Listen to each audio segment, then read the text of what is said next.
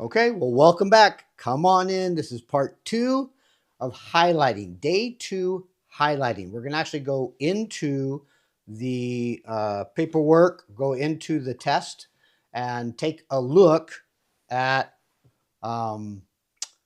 at what actually highlighting looks like inside the test. Okay, so I know you know how to do this already because you've been practicing. I know you've been practicing. So go into the practice again, open it up, find whatever one you're doing, open it up, and we're going to go into it. And I'm just going to show you how we're going to highlight these particular deals. So let me get into just this mode. I'll get out of this for a second and we'll go into the actual deal. And I'm going to get rid of me so that you could just look at the paper here. So we're going to blow this up just a little bit. Let me get this a little bit bigger for you so you can see it. We'll go 1 and 2. Okay, boom. So now we're in the actual test. This is part 1. I know it's part 1 because it has this 1 and 2 questions over here on the right side. Those are there. So I know I'm in part 1. I remembered I am not writing inside this particular box here. No, no, no, no, no. We're not doing that yet. We're still in the first early days. All we're doing now is highlighting. So I don't like this idea of having just my reading this little half of a screen. So I'm going to go here, right to here, and I'm going to tell it go to the other side. Get rid of that. Now all I have is the reading portion. So let's take a look at this reading portion for just a minute and see what we can find. We're going to go down now to the actual sources. And remember what I said is you want to be able to find key information, key ideas, facts, data, anything that stands out as being something really important or unique, things of that sort. So those are the things that we are looking at in this particular one to highlight. We also want to highlight the source number, the title, and the author if the author is given. Okay, so this is source 1. We know that in this particular example, there are 3 sources. So I want to go up here and I want to highlight my source number. And the first color I see is yellow. So why don't we use this technique that every source has the same color, okay? And that way we know that the source is matched with a particular color. So for this first one, I'm going to use the very first color, and that's yellow.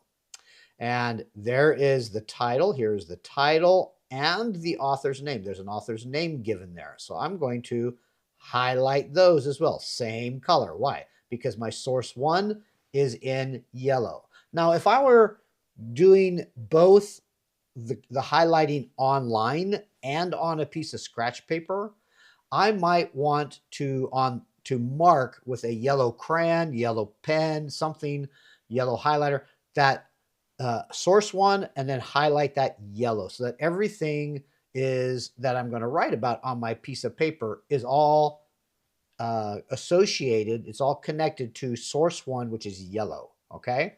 That way I know on my handwritten paper that what goes with what source. So I got my title. I have my author's name. Now I want to look into the article and I want to find out, are there any key ideas? Are there any main ideas? What things stick out to me? And I'm going to look at each paragraph. We're going to do just one source so that you get the idea. And this is the largest one, I believe. So we'll do this one, and then I'll let you kind of play with it, and you can discover what you want to do. So let's read this, and we'll go through what might be important. So let's read this first paragraph. Living creatures survive in all types of environments. Each environment creates different challenges for animals that live there. Some living creatures survive at the bottom of the sea where it is dark as night and very cold. Other plants and animals live in dry, hot environments. People can use tools like flashlights and fans to help them survive. Animals and plants, however, must rely on nature to help them survive. So if I'm reading this and I'm going, okay, are there any important ideas, any facts, any things that might really stick out? Well, just so that you know, so that you can keep it in mind, usually the first sentence in every paragraph is what they call a topic sentence. It's a big umbrella sentence. It sort of covers everything that's in that paragraph. So it might be something that you want to highlight. This one is living creatures survive in all types of environments. Is that something that's really important? Is that a main idea? Well, sort of. Let's see what else is there. Each environment creates different challenges for animals that live there. Oh, that might be interesting. Maybe I want to put uh, each environment creates different challenges for animals. Maybe that's something I want to keep in mind. Let's go to the next one. Some living creatures survive at the bottom of the sea, where it is dark as night and very cold. Other plants and animals live in dry, hot environments. Okay, well, it looks like, if we're looking at this, that they have two different kinds of environments. One is dark as night and very cold. Maybe I'll highlight that one. That one might be interesting. And the other one is dry, hot environments. Those are little details that I might want to come back to. People can use tools like flashlights and fans to help them survive. Animals and plants, however, must rely on nature to help them survive. Well, that's kind of a key point. So I don't need the however. So I'm just going to do animals and plants must rely on nature and survive. That's kind of a key idea. I think this paper is all about how animals and plants rely on nature to help them survive. Those are sort of important. And the beginning of an article, the beginning of something, usually has a lot of those ideas. So I'm looking for dark as night and very cold. I'm looking for hot and dry. I'm looking for how animals use nature to sort of survive. So what's about the next paragraph? Near the South Pole in Antarctica, it is very cold. It is usually about minus 57 degrees Fahrenheit. Water freezes at 32 degrees Fahrenheit, so Antarctica is much colder than ice. Scientists live in the South Pole, but they live in buildings with thick walls and heating. What do animals do? Okay, well, this is a place. This is a place, South Pole in Antarctica. So maybe I'll highlight that one. And I might want to, this is a bit of information that I may want to know. It's very cold. It doesn't say anything about animals, though. It talks about scientists. And I don't really think this is all about humans and about people. I think it's more about animals. So I'm looking for something about animals. So let's go down to the next one. Well, some animals have bodies that help them live in the cold. Oh, there you go. That's talking about it. Antarctica is cold. And now I'm making some connection. I see that the author is telling me about animals whose bodies help them live in the cold. Oh, okay. Like what? Well, ice fish. Well, I'll tell you what. This sounds like animals have bodies that help them live in the cold. That's an important one. Let's do that one because I think that's what this whole paragraph is all about. So this one talks about ice fish. So let me go over and say, okay, this one's about ice fish. Is there anything else in in here that tells me anything other than ice fish, or ice fish is the only one. Well, look at this part down here. The only way ice fish can survive in this extreme environment, this really super cold environment, is because they have special substance in their blood. Oh, that keeps them from freezing. So I'm going to highlight that part too. That's a good one. And that's about it. Those are the main ideas. I know that this paragraph is all about how animals' bodies help them live. And this particular paragraph is going to use the example of ice fish. And they have something in their blood that keeps them from freezing. What about the next one? Is this about something different? Are we going to dry and hot yet? Penguins. I don't think so. I think we're still talking about cold. Well, penguins have thick layers of fat and blubber that help them stay warm. Oh, okay. That's a key idea. So we got penguins. That's a key idea. And they have thick layers of fat or blubber. Maybe they need to go on a diet. But sometimes, it says, sometimes even that's not enough. So often, penguins must rely on each other for survival. They cuddle up together. Oh, that's cool.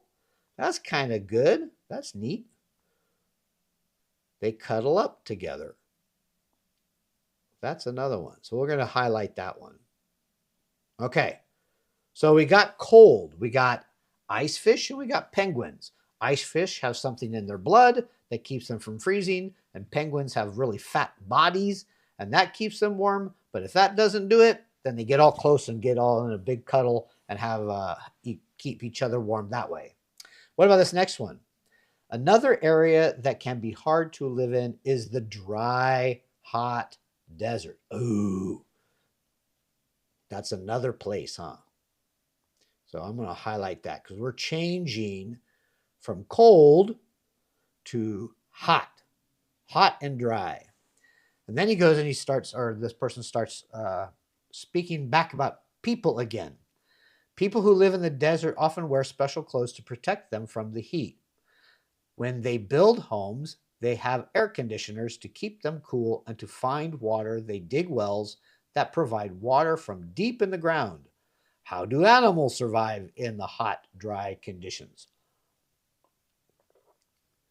Well, there again, we did it just like it happened last time. They mentioned something up here, and then the first thing they talked about were people. Well, and then they talked about animals. So they did the same thing again. They talked about dry, hot deserts, and then they talked about people. Well, it's this article that my purpose is about the animals, not so much about the people. So maybe I can use that somewhere in my writing later, but right now I don't think it's a big deal. So do they give any examples of animals that live in the desert? Well, this one, the next paragraph says, many desert animals come out only at night when it's cool. Oh, okay. So how about desert animals come out at night when it's cool? That would be one. I could do that one. Snakes, lizards, mice, and squirrels live in burrows. During the day, they stay underground. Oh, that's another one. I could do snakes. These are different kinds.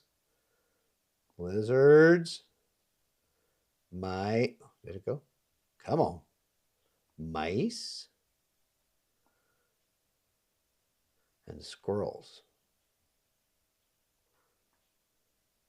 They live underground. And during the day, that's another important one, huh? They stay under the ground and out. That's the main idea for those. What about this next one? Here's another example. So in the hot Sonoran Desert of Arizona, an owl lives in a nest that sits on the tall cactus. The cactus stems store water. Rain doesn't fall often in the Sonoran Desert, but when it does, it falls quickly and heavily. Then the water quickly flows away. The cactus has roots that spread out only inches away from the surface of the soil. The roots are like a big sponge soaking up rainwater fast. Now the cactus can store water for months and the owl has a nice home high up in the cactus. Okay. So those are some more. So here we have another place. So maybe I want to highlight that one. We have an, oh, come on, click. And then we have owls. That's another one. And we have the other one. Now we have a plant this time. And although my paper's not really going to ask me to do anything about plants, I kind of want to put that in there as well. And then the rest of it kind of explains how the water is soaked up. And it says that the roots, this is down here, are like a big sponge. So I could put that in there. Maybe that's important to know. And then that way, it didn't take, I'm sorry. Let's try that again. Boom. Ta-da. Now we have a picture. I like pictures. Pictures I like because they're easy for me to see and interpret and understand what's going on.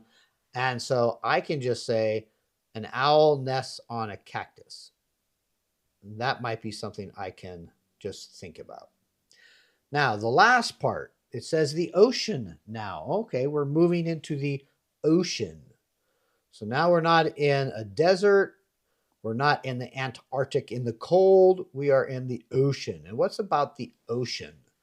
Well, the deepest parts of the ocean, it says in the second sentence, are very dark and cold. Okay, so this is deepest parts. Actually, to make it easier, let's just do this. Let's just go, deepest parts are very hot and cold. Because the sun's rays are unable to shine through all the layers of the water. Some of the very deepest parts of the ocean have thermal vents on the ocean floor that are like little volcanoes under the sea. Well, that's kind of interesting. Let's talk about that one. Let's highlight thermal vents and put that in there. That way, if we need to think about something, we can come back to that one. Let's keep going. The water coming out of the vents is very hot. Crabs survive at the bottom of the sea by scurrying around the vents looking for food. Aha! There we go. Now we have another kind of animal. We have crabs. Arctic chill, desert sun and cold, pitch black or pitch dark ocean. These are difficult conditions that would be hard for people to survive. But nature gives plants and animals the ability to live almost anywhere. Oh, well, maybe that last part is kind of an overall, what is the author's main idea? So we're going to highlight that one. And then we're back to their sources, the ones that they used to make their articles. And that's it.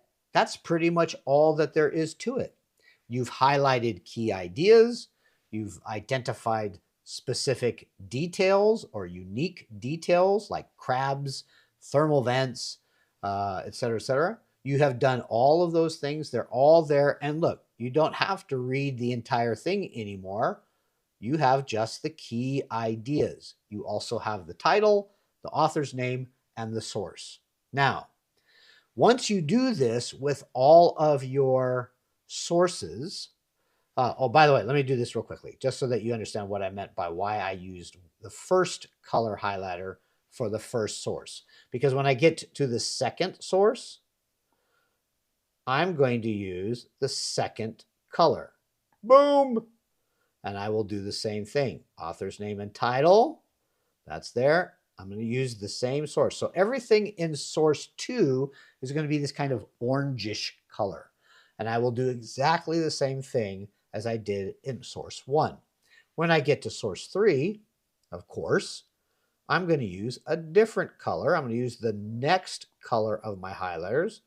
So this is source 1, source 2. I'll use the blue for source 3. And I have an author's name, and I have a title.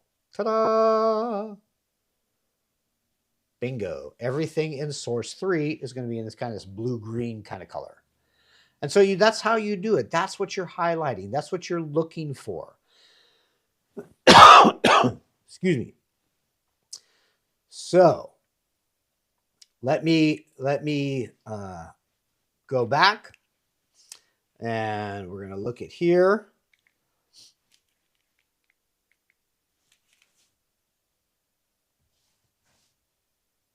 Come back up. There we go. So now we are finished with our highlighting. Like I said, I think I'm going to do a separate video on the actual handwritten notes, but you can see that if you have the notes in your online on the test, the highlighting that's done on the test, it would not be too difficult to take those and move those to a piece of paper and write them in a way that is appropriate for you, the one that makes you feel comfortable, okay? Because everybody writes notes a little bit differently. And again, the highlighting, this is just one way to do highlighting. I'm sure there are many ways to do highlighting, but for me, it's a way of keeping all of the information with the sources. It helps me get key ideas, important ideas, so that when I go over to answer questions or write my big paper, I can just look very quickly back to the other sources and find information that I need. Other than that, that's about it for highlighting. That's your main idea for highlighting. So next time we get together, day 3, oh, I suppose I should say this. Once you highlight, you still haven't written anything in any of the boxes. You just highlighted. What you're going to do now is you're going to click Save, and then you're going to back out. And your teacher, again, will explain the process of how to do that. Please follow the directions. You do not want to hit submit. If you hit submit, you've submitted empty answers. There's nothing there, and that's not good. So we're going to save because we want to come back on day 3 and open it up, and aha, all of your highlighting is still there. Yay. Okay. So we're going to click save, and then we're going to back out. But follow your teacher's instructions, okay? Other than that, that's all I have for today. I know it kind of still went a little bit long. I apologize. I'm getting kind of a froggy in my voice, so I'm losing it. So hopefully we'll be back tomorrow, and you'll get day 3. How are we going to outline all of our work? And we'll look at those short answers as well. There's a way of outlining those short answers as well, okay? So all of that's tomorrow, day 3, session 7. We'll see you then.